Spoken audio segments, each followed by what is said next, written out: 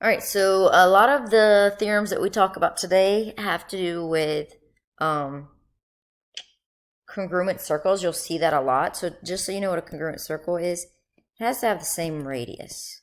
So they either have to have a tick mark like this, or they put like 5 for the measurement. But if they have the same radius, they're congruent circles. Now we're going to talk about angles and arcs. So an arc is part of a circle. An arc is not the whole circle, it's part of it. So an arc is less than 360 degrees, as small as, decimal degrees. We can find the measure of these arcs. The measure of an arc is how curved it is. So as I said in class when I did this lesson, I have scoliosis. My spine is curved 18 degrees. That is the measure of my arc. That is not the length of my spine. The length of my spine, well, I'd have to straighten out my spine and measure it with a ruler or use some technology to help with that. But right now we're just talking about the measures of the arcs. So the measure of the arc has a lot to do with what's called a central angle. A central angle is an angle whose vertex is the center of the circle. So, central angle. So in other words, in this picture here, angle APB is a central angle.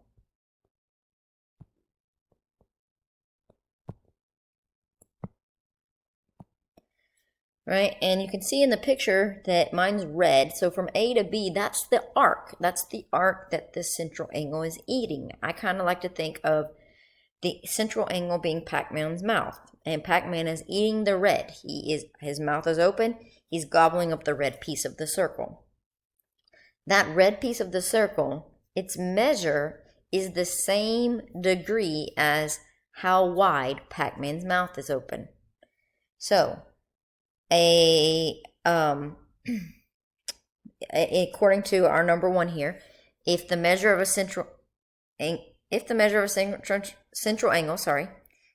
which is angle APB in our picture, is less than 180, then points A and B and all the points on the circle of P in the interior of angle APB, so that's all the points in the red, form an minor arc. The big thing about minor arcs is they are less than 180 degrees. Okay?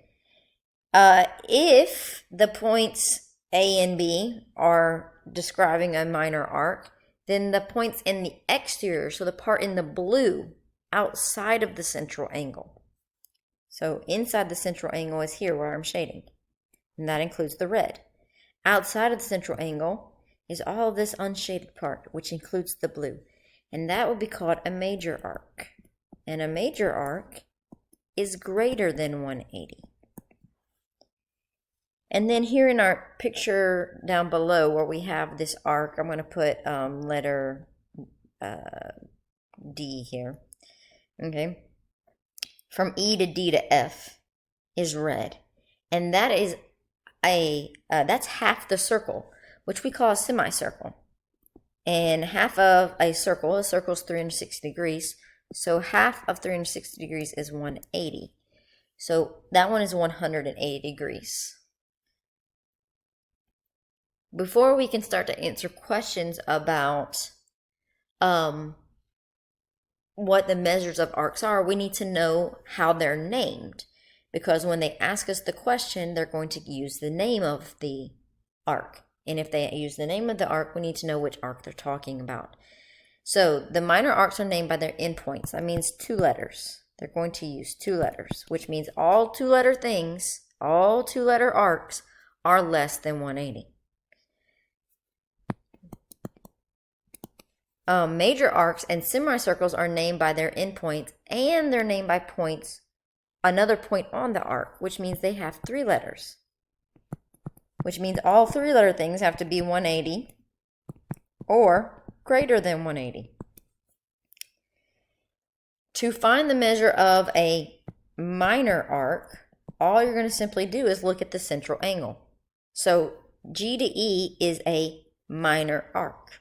The central angle's measure is 60. So this is 60 degrees.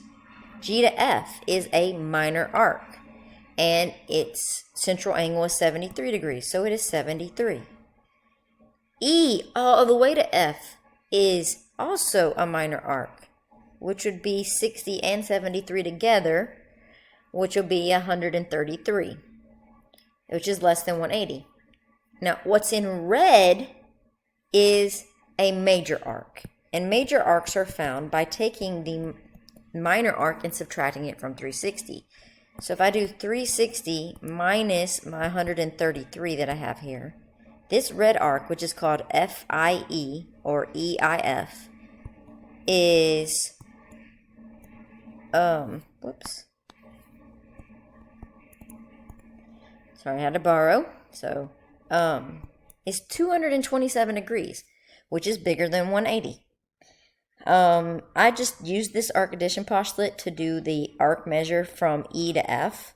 So if you have two arcs that are next to each other, then the sum of those is the measure of the bigger arc. So in other words, in this in this circle, we have arc A, B, C.